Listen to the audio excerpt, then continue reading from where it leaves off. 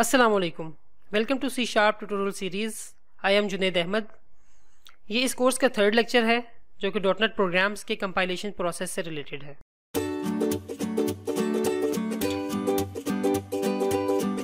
Programmers software बनाने के लिए यूजुअली हाई लेवल लैंग्वेज में कोड लिखते हैं। हाई लेवल लैंग्वेज ह्यूमंस के लिए अंडरस्टैंडेबल होती है बट मशीन्स के लिए नहीं।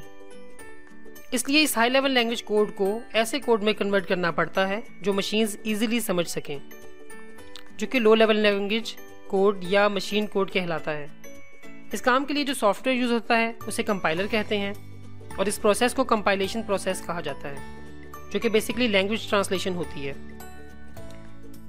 कंपाइलर प्रोसेसर और ऑपरेटिंग सिस्टम के मुताबिक मशीन कोड जनरेट करता है, क्योंकि हर प्रोसेसर और ऑपरेटिंग सिस्टम के लिए मशीन कोड की रिक्वायरमेंट डिफरेंट हो सकती है।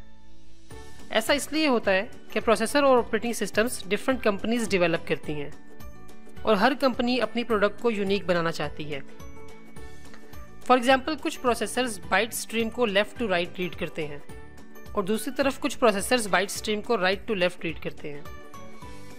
प्रोसेसर और ऑपरेटिंग सिस्टम के इस कॉम्बिनेशन को प्लेटफॉर्म कहते हैं। आपने सुना होगा कि कुछ लैंग्वेजेस प्लेटफॉर्म इंडिपेंडेंट होती हैं, जैसे कि जावा। इसका मतलब ये होता है कि उन लैंग्वेजेस में डेवलप किए हुए प्रोग्राम्स किसी भी प्लेटफॉर्म में रन हो सकते हैं, फॉर एग्जाम्पल विंडोज़ और Linux. C plus plus, Pascal या इसी तरह की और पुरानी लैंग्वेजेस प्लेटफॉर्म डिपेंडेंट हैं। जावा ने सबसे पहले प्लेटफॉर्म इंडिपेंडेंट प्रोग्राम्स का कॉन्सेप्ट दिया था। फिर जावा को देखते हुए डॉटनेट ने भी ये कॉन्सेप्ट अडॉप्ट किया। C++ में प्रोग्राम कैसे कंपाइल होते हैं?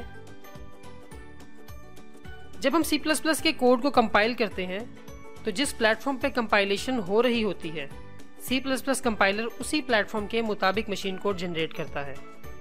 इसलिए अगर हम इसी प्रोग्राम को किसी डिफरेंट प्लेटफॉर्म जैसे कि लिनक्स पे रन करें तो ये प्रोग्राम वहां रन नहीं होगा। इसलिए C++ प्लेटफॉर्म डिपेंडेंट है। अगर हम C# या डॉटनेट की कंपाइलेशन प्रोसेस को देखें तो यहाँ हमारे पास लैंग्वेज सिलेक्शन की ऑप्शन होती है, यानी हम डिफरेंट लैंग्वेजेस में से किसी लैंग्वेज को यूज करके प्रोग्राम बना सकते हैं। डॉटनेट के इस फीचर को लैंग्वेज इंटरऑपरेबिलिटी भी कहा जाता है। लैंग्वेज इंटरऑपरेबिलिटी का मतलब है कि डिफरेंट लैंग्वेजेस में लिखे हुए कोड एक दूसरे से इंटरेक्ट कर सकें। लैंग्वेज इंटरऑपरेबिलिटी इसलिए भी बेनिफिशियल है कि कुछ लैंग्वेजेस स्पेसिफिक टास्क परफॉर्म करने के लिए ऑप्टिमाइज्ड या सूटेबल होती हैं। यही फीचर कोड रीयूज को प्रमोट करता है और रैपिड डेवलपमेंट प्रोवाइड करता है। अगर हम C# में कोड कर रहे हैं तो C# कंपाइलर ट्रांसलेशन परफॉर्म करेगा। अगर हम VB.NET में कोड कर रहे हैं तो VB.NET कंपाइलर ट्रांसलेशन परफॉर्म करेगा। सिमिलरली, अगर हम किसी और .NET कंप्लाइंट लैंग्वेज में कोड कर रहे हों तो उसका स्पेसिफिक कंपाइलर ही ट्रांसलेशन परफॉर्म करेगा। हर कंपाइलर दो लैंग्वेजेस जानता है, एक सोर्स लैंग्वेज और दूसरी टारगेट लैंग्वेज। डॉटनेट के केस में हम जिस भी लैंग्वेज में कोड करें, टारगेट लैंग्वेज हमेशा सेम होती है, जो कि MSIL है। यानी सोर्स लैंग्वेजेस डिफरेंट हो सकती हैं बट टारगेट लैंग्वेज MSIL ही होगी। MSIL stands for Microsoft intermediate language. MSIL या तो एग्जीक्यूटेबल फाइल की फॉर्म में एग्जिस्ट करती है या DLL की फॉर्म में। DLL stands for dynamically linked library. अगर एग्जीक्यूटेबल फाइल की फॉर्म में एग्जिस्ट करे तो आप इसे नॉर्मल डेस्कटॉप सॉफ्टवेयर की तरह ओपन करके रन कर सकते हैं, और अगर DLL की फॉर्म में हो तो इसे आप किसी और कोड में इंक्लूड करके यूज कर सकते हैं। DLL को समझने के लिए आप C++ की हेडर फाइल को भी देख सकते हैं। यह डॉटनेट प्रोग्राम कंपाइलेशन का फर्स्ट फेज था, जिसकी आउटपुट MSIL फाइल होती है। डॉटनेट प्रोग्राम कंपाइलेशन का सेकंड फेज तब स्टार्ट होता है जब एग्जीक्यूटेबल फाइल को रन किया जाता है। जैसे ही इस फाइल को रन किया जाता है तो just in time compiler underlying platform को देखते हुए मशीन कोड जनरेट करता है। अगर आपकी एप्लीकेशन एक i3 मशीन जिसमें लिनक्स इंस्टॉल्ड है उस पर रन हो तो मशीन कोड उसी प्लेटफॉर्म के मुताबिक जनरेट होगा।